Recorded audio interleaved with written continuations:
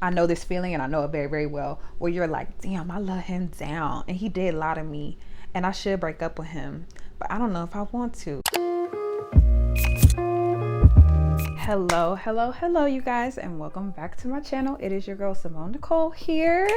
Back at it again with yet another video, and today's video is going to be a girl talk. I asked the girls to send in whatever questions you have, whatever dilemmas you are in fear of or need advice on, and we are here to chat. Also, here's tea. This video is yet again another re-record because this time for technical difficulties, but we're here now. In the first video, I had a little glass of wine, but I'm about to actually go to an event as soon as I get done filming this, so I'm not gonna drink. But this video is sponsored by Bright Cellars. So let's hop back over to Simone from the original footage that I filmed. Thank you so much to Bright Cellars for sponsoring this portion of today's video, which is perfect for our girl talk. I have right here a wine that I've never tried before. It is called a Vernagio. One of the many things that I love about Bright Cellars is that the whole point of the service is to turn you guys on to wines that you may have never tried before via their subscription service. I find it hard to believe that you haven't heard of Bright Cellars, but just in case you haven't,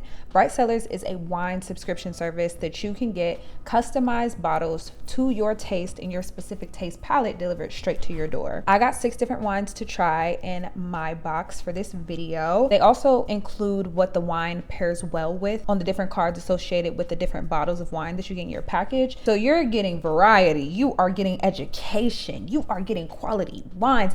And on top of that, if you get any wine in your box that you don't like, you are able to swap it out because they want you to be 100% satisfied with their products. The way that they're able to curate the wines specifically to you is by having you take a brief little quiz on their website, which basically asks you your taste preferences for, like, do you like chocolate? Do you like tea, or do you like coffee? I took the quiz a while ago, so I don't remember what my answers were, but what I do know is that when those bottles came, I said, oh, they know what they're talking about. I loved all of my selections. I have been through 4 of the 6 bottles, and I've also had my box for, I think, 4 weeks at this point. So I've really gotten a chance to try this service out, and it also gives you the opportunity to explore and figure out your taste palette, whether you want a little glass of wine to chill by the pool, or you just want to be able to order a wine without stuttering and knowing what you like at a restaurant. Bright Cellars has something for you. I just know it. I know it right here in my soul. I'm so excited to be working with Bright Cellars today, not only because, like, I'm a wine girly and this just made perfect sense for me, but also because sponsors enable me to keep my channel going.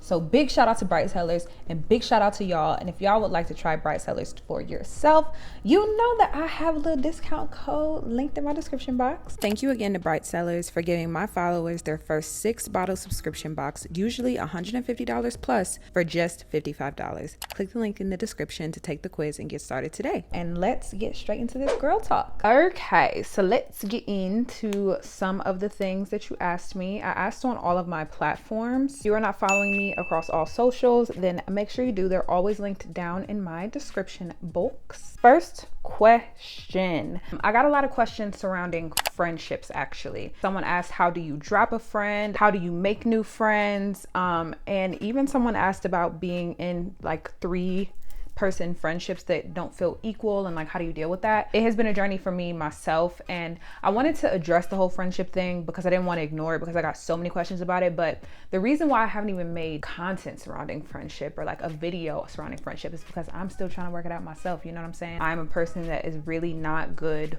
with confrontation when it comes to my friends, unfortunately, and I had a bad habit of being a people pleaser growing up, so that combination is pretty bad. I have to have friends that are more assertive because I'll never shy away from a conversation, but I also won't bring up a conversation, which is not a good trait and something that I actively work on and am actively working on in regards to feeling kind of left out when it comes to being in a friend group of any size. I have to constantly ground myself in the fact that what is my value as a friend? My value as a friend is that I offer very, very genuine, loving, deep friendship. And whenever my friends call my phone, you know that we are about to get into the nitty-gritty.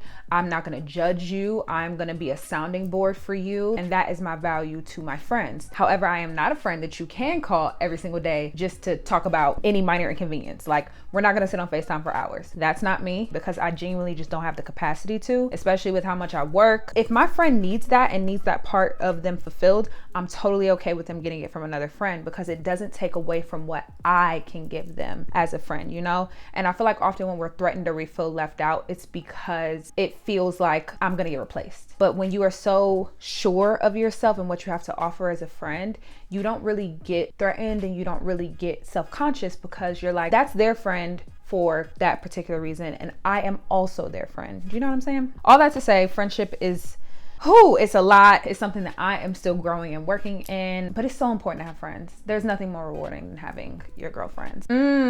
Self-discipline and consistency leveling up in life. Self-discipline is truly, truly, truly a muscle. It is a muscle that you have to start and that you have to work, because at the end of the day, no one else is going to hold you accountable like you hold you accountable. I always think about the woman that I'm going to be, like what her life looks like. How does she move? How does she act? What does her day-to-day look like? And I think, am I walking in that right now? Is the actions that I am doing right now pushing me towards becoming that woman? The answer is yes, the answer is no. And some days the answer is no. I let myself have those times where I'm not actively working towards her, but I am, because I'm giving myself grace, and that woman has a lot of grace. People think that making moves forward means giant leaps, when in reality, huge successes come from tiny, tiny decisions and baby steps along the way. Anything that you are consistent at is what is going to be the outcome of your life. So if you are consistent at eating bad, if you're consistent at being mean to yourself, if you're consistent at showing up to work late, if you're consistent, you know, at all the bad things in life, then that's what you become good at. And the exact same thing is true when you're trying to develop a good habit. So it's always about being kind to yourself and grounding yourself in the fact that I can't see the fruits of my labor right now, but that's okay. I'm working towards something. This one says, my partner of 4 years and I have been long distance while she was in uni. She is moving in with me soon and I'm concerned about sharing my space. Any tips or advice on what boundaries should be set from the get-go or what to avoid? I personally think that you should set all your boundaries up front so that you have like a level playing field, and then just address things as you go, because communication is going to be key if you're sharing the space with someone. I've never lived with a significant other, but that's the way at least I plan on doing it, and the way that I've seen other people around me that live with their partners do it. If you are a person that knows that you like your space, then explain that to them. Often something I like to ground my relationships in is love languages. Love languages are so important because couples often end up loving each other in their own love language. So let's say my love language is gifts and my partner's love language is words of affirmation. If I'm constantly giving gifts to my partner, but my partner is constantly gassing me up and telling me how I'm the best thing that ever happened, each one of us isn't going to really feel all that loved, because we're not being loved in the way that we want to be loved. So I say all that to say that if you are a person that's like physical touch is low down on the list, maybe you grew up an only child, you need your time alone, explain that to them. Hey, like after a long day at work, I need a minute. I love you, but like I need like a solid 30 minutes of just silence. But also have plans that night. Like after my 30 minutes, I can come in the kitchen, help you unpack the groceries, and we can sit down and we can watch our TV show together. You know what I'm saying? Like, it's okay to honor yourself and to honor her, but you have to be honest with certain things, like up front. Set all of that out and then just address things as they go. Okay, I got a lot of questions about being clingy. You gotta look at your attachment style, because people that are generally clingy tend to have like an anxious attachment style, and that's therapy, baby. You gotta go to therapy to address that, because that's something that you learned in childhood that you just carried into your adulthood, which is totally fine, because a lot of people have anxious attachment styles. But it's also not fair to put that on your partner and to make your partner feel like, oh, well, since they have an anxious attachment, I have to always cater to their needs. That's going to feel very, very, very draining to your partner. And then the other, whether this is healthy or mature, you let me know. I have a really big thing about not letting people feel like they have a one-up on me. And that might be a part of my healing that I need to work on, but I find that, especially because I date men, so I feel like when men know that you just want to be in their skin, it is rare that I find that men are gracious with that and understanding with that and don't take advantage of that. So it can quickly end up being a situation wherein you're constantly being like, I love you, like a little puppy. And you never want to feel like that in a relationship. So, and last of all, just self-control, babes. Stop calling his phone, stop texting him. It's just gonna be a lot of rewiring and reworking, because I think being attached to your partner is one thing, but being clingy is never going to be a good thing, friend. Another big question that I got was, if you smell down there, what tips do you have for making sure that you don't? There's this weird understanding that like our lady bits are supposed to smell like anything but a natural working vagina. And I feel like sometimes because we're trying to overcorrect that, we end up causing ourselves problems. Not so much as adults, because I feel like as adult women, we kind of like get out of the idea that it should smell like roses and daisies down there. When you know that smell is off, then you need to go to your doctor. Because if you're constantly having like a fishy or foul odor, or if your discharge is like clumpy or like super runny, that means that your pH is probably off. And there's nothing wrong with that. It just means that your pH either got knocked too high or too low, and you have some type of overgrowth going on. Super freaking common. So don't feel afraid to go to the doctor and ask like, hey, something's been going on and I don't really know what it is. Can you help a sister out? And then they'll give you a prescription to knock it out. As far as like how to take care of her day to day, you can wash her with water. I like to use my hands because I feel like as women, we don't really touch our vaginas unless it's in a sexual capacity, because just women overall are sexualized and we don't think that our vagina has any other use but having a penis in it, which is but I like to, you know, I like to look at her, I like to touch her, I like to just like, she's a part of my body and I don't want to detach myself from her. I like to use the honey pot wash. I use it on my hands and I wipe in my lips, my labia majora.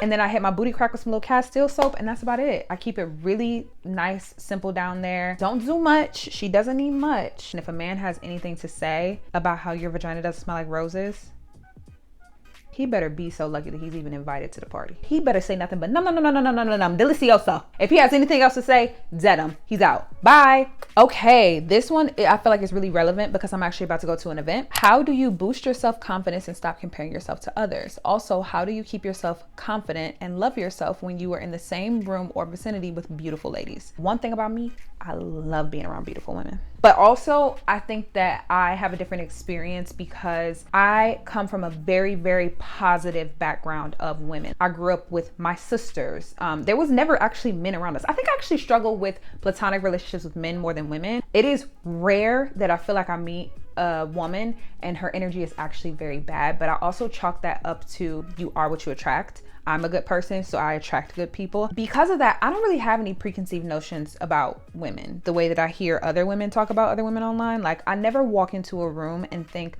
everybody here hates me, everyone here is jealous of me. The reason why people are looking at me is because they're thinking something bad.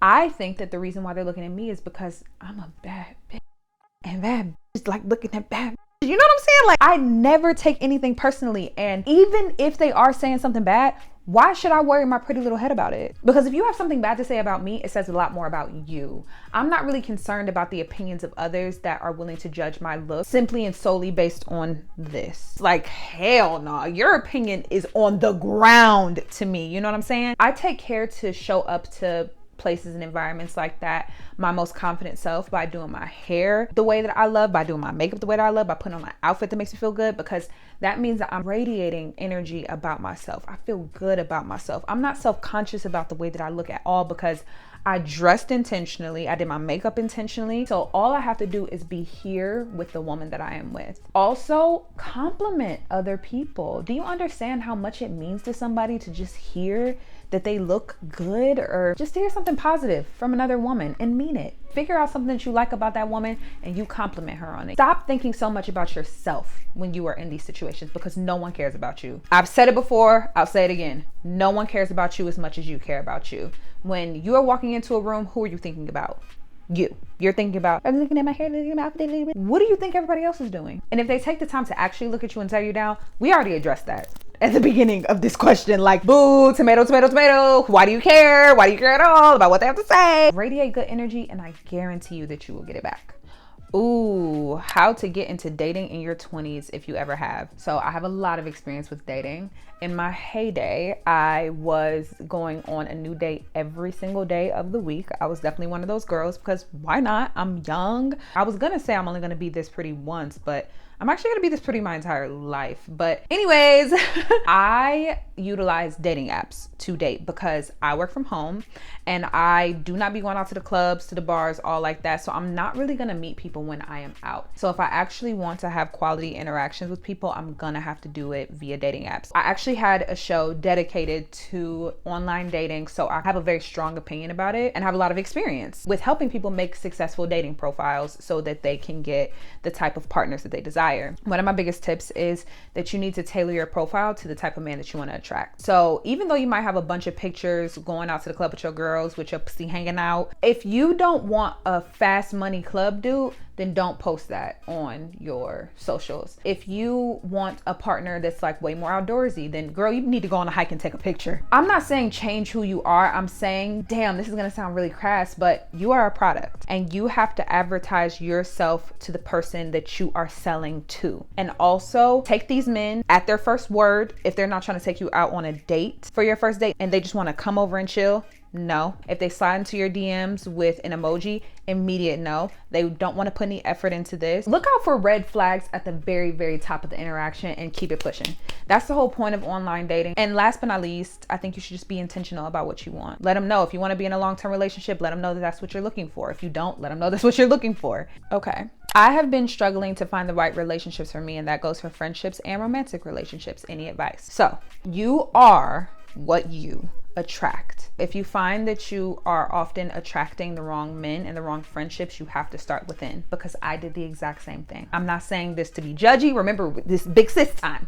You know what I'm saying? It's the girl chats. If everybody in your life is a problem, then who's the common denominator? You only take what you feel like you deserve. If you are dating someone and you feel like, damn, like this is not a right fit for me, you felt like you deserved that friend, because if you didn't, you would never be there. I also want to be perfectly clear that that statement has nothing to do with victims of abuse of any kind. Physical, mental, financial, nothing. That is never your fault. And you need to ask yourself, what do I actually want out of friendship? Like, do I just want friends that I can kind of like call on to like go grab drinks, hang out maybe like once a month, talk on the phone a couple times a month? Or do you want a friend that's like girlfriends, like deeply enmeshed, like on the phone all the time? Like, you need to be intentional about that. Same thing goes with the partner. Do you actually even know what you want out of a partner? Or do you just know what Twitter said that you should want, or what your mama said, or what your friends had? I was super intentional and literally wrote down every single thing that I wanted out of a partner, because that is telling the universe, hey, this girl is serious. She knows what she wants. And you are going to start to have those types of people step into your life. Ooh, about to turn 26 and starting to get that feeling where I'm scared of getting older. How do I navigate these feelings? So, for one, a lot of my followers are women, so I'm going to assume that you're a woman. One, society makes women so afraid of aging. Like, they make it seem like it is a death sentence for a woman to age. But in reality, it's the exact opposite. Because if you stop aging, you're dead. You died. So I actually love every single one of my birthdays, because I'm like, I get to live another year. I don't know how selfish this is of me, but I often think of like, what would life be like if I wasn't here? And how would the people around me feel? How would y'all feel? I want to live as full and wonderful of a life as I possibly can, because thank God I've cultivated so many relationships with people around me where I want to be here for them. So getting older, it really doesn't matter much to me, but I am not dense enough to understand that age is very complicated, especially in the world of entertainment. The older you get, the lower your price tag value is, which is really unfortunate. But one, I'm gonna look young and freshly 16 forever. Ask yourself, why are you scared of getting older? Like, is it because you aren't where you want to be in life just yet? You have to answer that question for yourself, and then start to work on that issue in and of itself to make that better. Because most issues that we have in life are down to the root of something. So if you can't get to the root of the fear, then you're never going to be able to get over the fear. I love how you focus on mental health and let us girls know it's okay to not be okay. When you go through a period of feeling down, what's your biggest motivator to bring you out of that rut? Or what do you do to pull yourself back up again? I got this question actually over and over again. My friend told me, and I'll never forget, that instead of thinking of things as a season, this is just a moment. I'm very aware that whatever I'm going through is not forever, and that the world is going to keep on turning regardless of what I have in front of me right now. And that can be really hard, the heavier the issue that you have going on with.